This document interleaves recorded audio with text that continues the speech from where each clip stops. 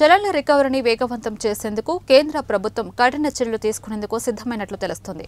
ఒక చలాన్ను 3 నెలలలోపు చెల్లించకపోతే సదరు వాహనదారుడి డ్రైవింగ్ లైసెన్స్ను సస్పెండ్ చేయాలని నిర్ణయించినట్లు సమాచారం. 3 చలాన్లు పడిన వారి లైసెన్స్ను కనీసం 3 నెలల పాటు సస్పెండ్ చేయనున్నట్లు తెలుస్తోంది. ఎక్కువ చలాన్లు పెండింగ్లో ఉంటే ఇన్సూరెన్స్ ప్రీమియంలో ఎక్కువ మొత్తం వసూలు చేస్తారని సమాచారం.